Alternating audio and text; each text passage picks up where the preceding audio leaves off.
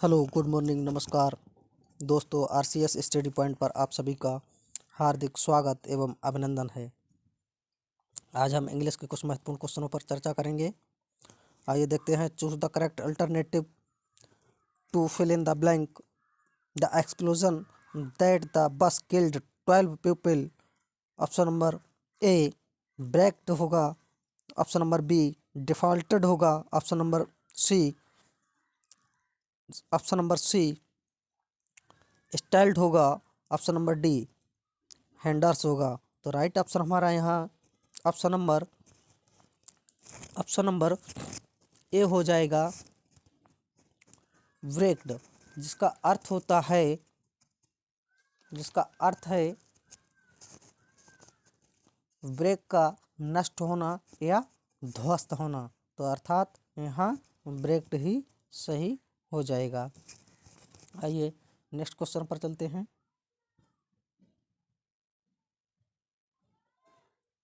Find out the part which has an error. हमें find out करना है किस पार्ट पर एरर है। Is sorry this is the only. Option number A gift which. Option number 2 she gave me. Option number 3 on no error. तो इसमें इस पर this is the only gift which she gave me, तो अर्थात यहाँ विच की जगह दैट का प्रयोग होगा, विच नहीं होगा, विच नहीं होगा, विच नहीं होगा। यहाँ हम दैट का प्रयोग करेंगे, क्योंकि यहाँ दैट का प्रयोग होता है। विच के स्थान पर दैट का प्रयोग होता है। ओनली के बाद रिलेटिव प्रोनाउन के रूप में दैट, यहाँ रिलेटिव प्रोनाउन बनता है क्योंकि दिस इज द ओनली, केवल उसका, तो दैट का प्रयोग रिलेटिव प्रोनाउन का ही प्रयोग में दैट का प्रयोग करते हैं। Next question, choose the alternative which best express the meaning of given given word. यानी choose the alternative which best expresses the meaning of the given word. हमें पेरिस में से इसका अल्टरनेटिव शब्द सबसे बेस्ट कौन सा होगा। स्कैर्ड होगा, चेरिश होगा, डिजाइटिग्रेट होगा या डाई होगा। जिसका पेरिस का अर्थ होता है समाप्त होना। पेरिस का अर्थ होता है समाप्त होना। पेरिस का अर्थ होता है समाप्त होना। यहाँ समाप्त होना, तो अर्थात इसका सही, एक मिनट, सही हो जाएगा डाई। सही ऑप्शन हो जाएगा die.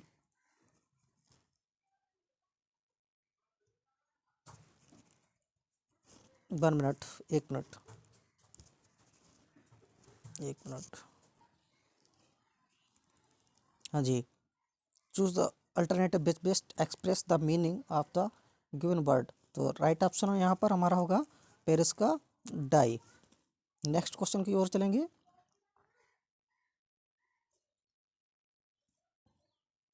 Choose the alternative which can be substitute for the given sentence। One externally found of one's wife, यानी वह व्यक्ति जो अपनी पत्नी को चाहने वाला हो, अर्थात अधिक प्रिय करता हो। तो राइट ऑप्शन हमारा होगा ए होगा। ऑप्शन नंबर 1 होगा, ऑप्शन नंबर 2 होगा, ऑप्शन नंबर 3 होगा, ऑप्शन नंबर 4 होगा। एक्सीरियस होगा, शॉर्ट होगा, फिलेंडर होगा, फ्लेंडरर होगा या ट्रंट होगा। तो राइट ऑप्शन हमारा होगा अपनी पत्नी को अधिक चाहने वाला। राइट ऑप्शन नंबर ए एक्सीरियस। एक्सीरियस का अर्थ होता है जोरू का गुलाम, अर्थात पत्नी या अत्यधिक पत्नी को चाहने वाला। इसका अल्टरनेटिव करेक्ट शब्द यही होगा। नेक्स्ट क्वेश्चन की ओर चलेंगे।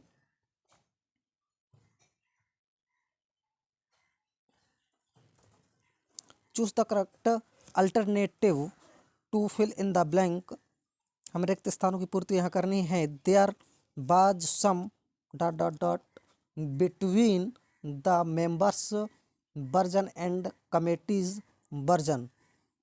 यहाँ दो कमेटियों के बारे में, कुछ मेंबर के सदस्य हैं, एक कुछ कमेटी के सदस्य हैं, जो कि उन दोनों के बीच में देयर आर सम, कुछ क्या हो रहा है, डिसोर्स हो रहा है, डिस्क्रिपेंसी हो रही है, सर्टेनिटी हो रही है, या रिजूरेंस हो रहा है।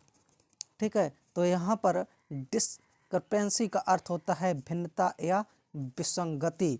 तो राइट ऑप्शन हमारा हो जाएगा, दोनों मेंबरों में यहाँ पर विसंगति है, डिस्क्रिपेंसी होगा। Right option number 2। Next question की ओर चलेंगे। Question number 6, choose the alternative which best express the meaning of the idiom phrase.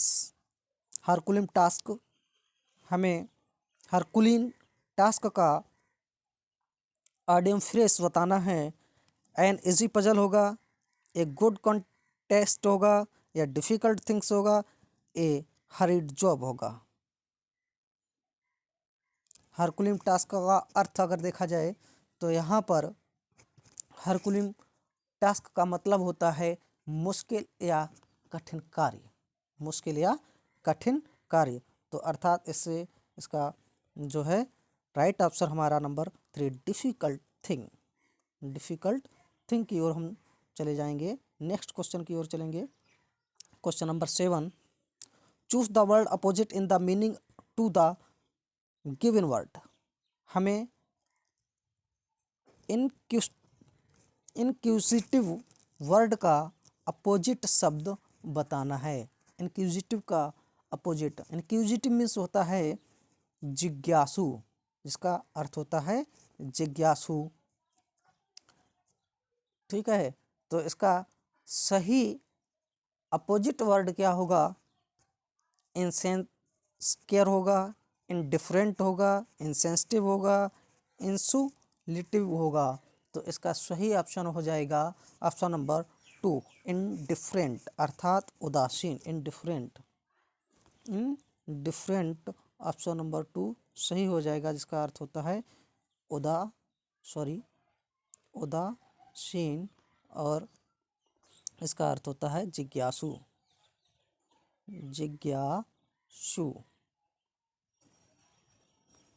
Next question number 8 की ओर चलेंगे। Rearrange the PQRS and S to produce the correct sentence and choose the correct alternative. PQR and S produce the correct sentence and choose the correct alternative. P, in the world a man has, अगर question को देखा जाए, in the world a man has, it is possible that the best friend many turn against him. The correct sequence should be then QPRS, PQRS, RQPS, QRPS। तो यहाँ पर right option number हमारा हो जाएगा RQPS, RQPS,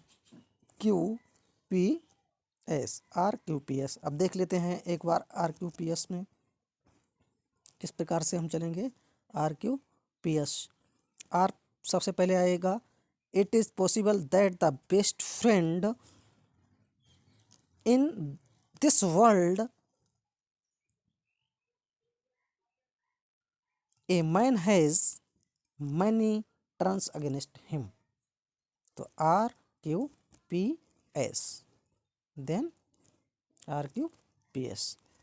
next question की ओर चलेंगे। Question number 9, choose the correct alternative to fill in the blank. We have talked a lot, now let us blank dot dot dot to work, get down, get off, take off, sit up.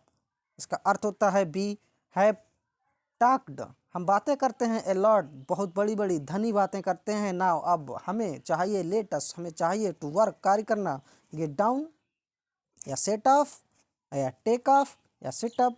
तो right option हमारा हो जाएगा यहाँ get down. Get down to work का अर्थ ही होता है कि हमें अब कार्य शुरू करना चाहिए, जो कि एक फ्रेश की तरह कार्य करता है। नेक्स्ट क्वेश्चन की ओर चलेंगे, question number 10। Find out the part of which has an error the interim report does not analyze thoroughly the principal cause to, यानी यहाँ से the interim report has not, option number 1 में गलती है, error है, या फिर analyse thoroughly the principal cause में एरर है, ऑफ द डिस्टर में एरर है, या फिर नो एरर। तो हम यहाँ बता दें आपको ऑप्शन नंबर 2, यहाँ पर जो ऑप्शन नंबर 2 में एरर दिखाई दे रहा है, यहाँ प्रिंसिपल के स्थान पर ये प्रिंसिपल ना होने की वजह से प्रिंसिपल होना चाहिए, प्रिंसिपल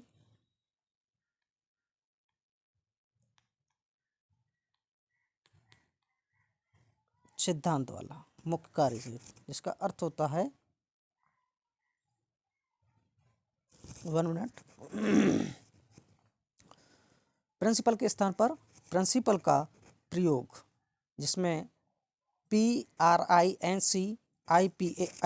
होगा, ना कि ये प्रिंसिपल। इस प्रिंसिपल से होता है PRINCPLE का मुख्य अर्थ सिद्धांत, जबकि प्रिंसिपल का अर्थ होता है मुख्य। तो हमें यहाँ सिद्धांत नहीं लगाना है, ठीक है, यहाँ प्रिंसिपल PAL का प्रयोग करना है, तो मुख्य। तो राइट ऑप्शन हमारा यही हो जाएगा, ऑप्शन नंबर 2 में। यहाँ पर हमें साफ साफ एरर दिखाई देता है, 2 में एरर है, प्रिंसिपल नहीं चाहिए। Next question number 11। Choose the alternative which best express the meaning of the given word. हमें अल्टरनेटिव बेस्ट एक्सप्रेस मीनिंग अर्थ बताना है दिए गए शब्दों में। एल्योर, एल्योर का क्या अर्थ होता है? एल्योर और टेम्प्ट, एल्योर और टेम्प्ट, एल्योर का मतलब होता है टेम्प्ट, एल्योर टेम्प्ट का मतलब होता है, यहाँ पर देखा जाए, लालच देना, लालच, लालच देना, लालच देना। एल्योर का मतलब होता है लालच देना, तो टेम्प्ट का मतलब भी होता है, ये दोनों समानार्थी शब्द होंगे। एल्योर और टेम्प्ट दोनों का लालायित करना या फिर लालच देना। नेक्स्ट क्वेश्चन की ओर चलेंगे, क्वेश्चन नंबर 12 है। Choose the alternative which can be substitute for the given sentence. हमें सब्सटीट्यूट करना है दिए गए शब्द को, मोर देन इज नीडेड और वांटेड, मोर देन नीडेड और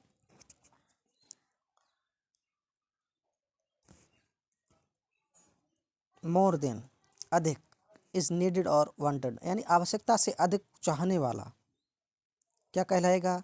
एविडेंट कहलाएगा, एडिक्वेट कहलाएगा, सफिशिएंट कहलाएगा, सुपरफ्लूस कहलाएगा।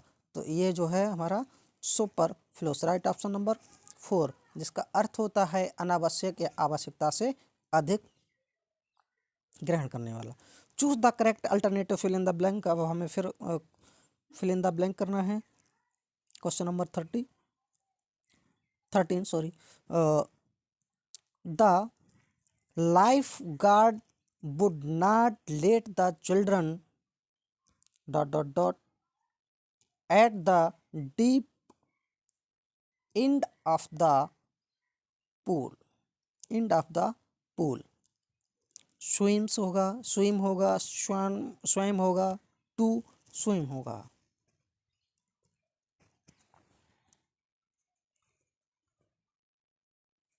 तो द लाइफ इज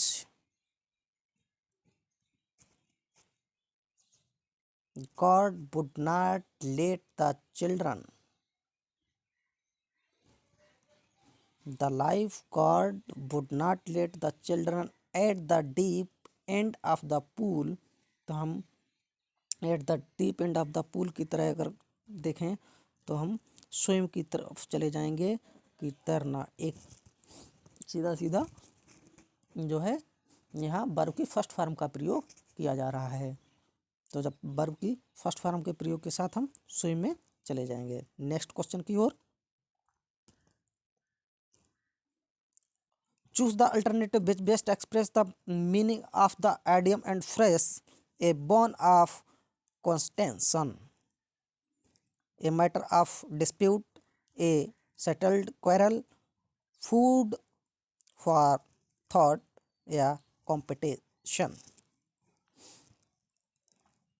तो right option A bone of the content का अर्थ होता है विवाद का कारण या राड़ की जड़। द बोन ऑफ कंटेंशन का अर्थ होता है विवाद का कारण या राड़। राड़ का मतलब होता है लड़ाई झगड़े की जड़। तो राइट ऑप्शन हमारा हो जाएगा यहाँ competition.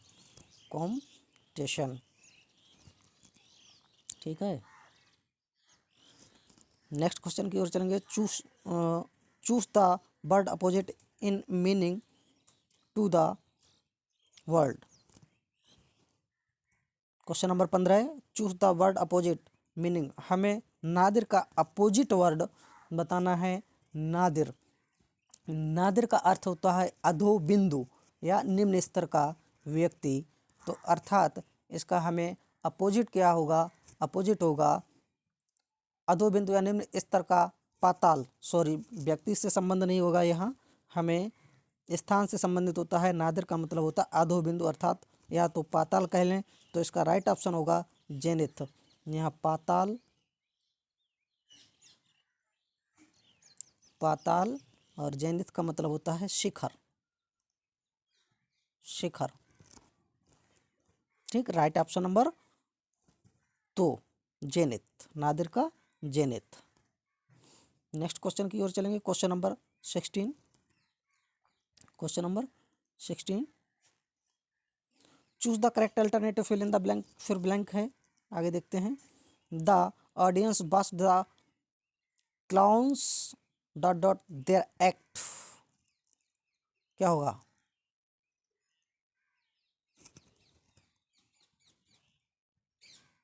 Audience burst the clowns their act. क्रिया के अनुसार देखा जाए तो हम क्रिया की फर्स्ट फॉर्म के साथ इक्वेशन का प्रयोग करते हैं तो हमें परफॉर्म करना पड़ेगा। क्वेश्चन नंबर 2 की तरफ चले जाएंगे। परफॉर्म होगा audience burst the clowns their act. Performance, performs. Question number 2 हमारा यहाँ पर राइट हो जाएगा। नेक्स्ट क्वेश्चन की ओर चलेंगे। क्वेश्चन नंबर 17 है। Find the correctly spelled. हमें सही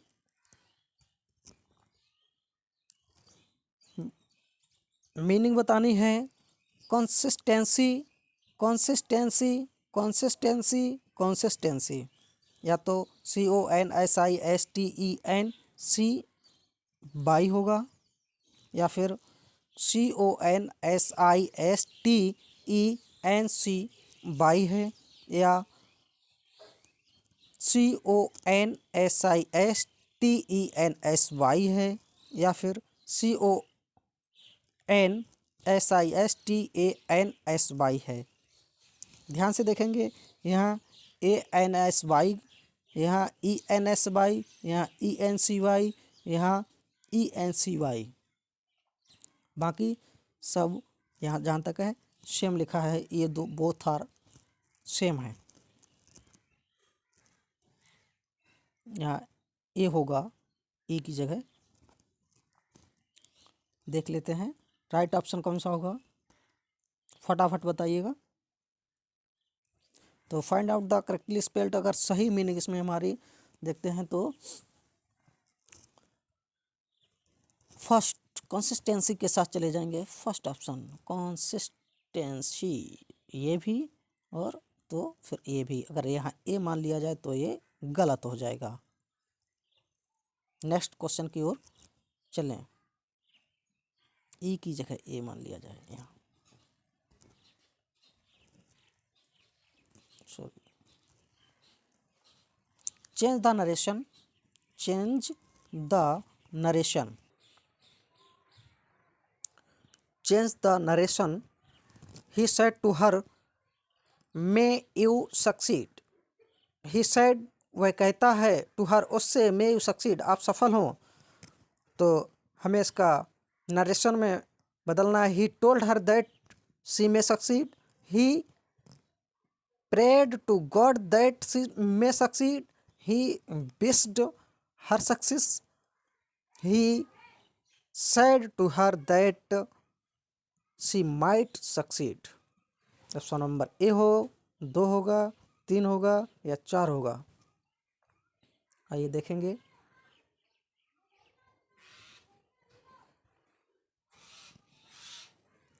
तो he said to her may you succeed का सही अर्थ होता है he wished her success. Right option number 3 हमारा हो जाएगा succeed. He wished her success का उपयुक्त indirect speech he wished her success होगा।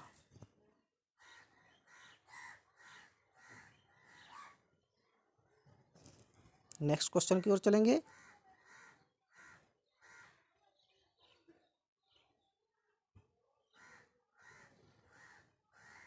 चेंज द वॉइस,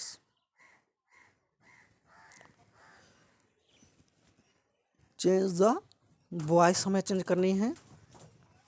यहाँ पर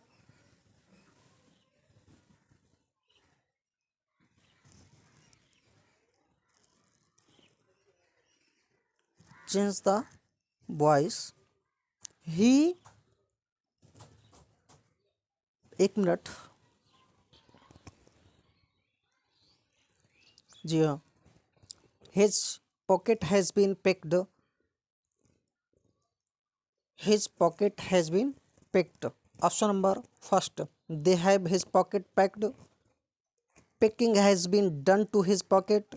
picked has been his pocket, या someone has picked his pocket. तो राइट ऑप्शन हमारा हो जाएगा someone has picked his pocket, क्योंकि यहाँ चेंज टू वॉइस में हम देखते हैं एक्टिव वॉइस बनाते समय सब्जेक्ट के रूप में समवन का प्रयोग होगा, क्योंकि एक्टिव वॉइस में चेंज करना है। तो next question number 20, which of the following is an example of Simli.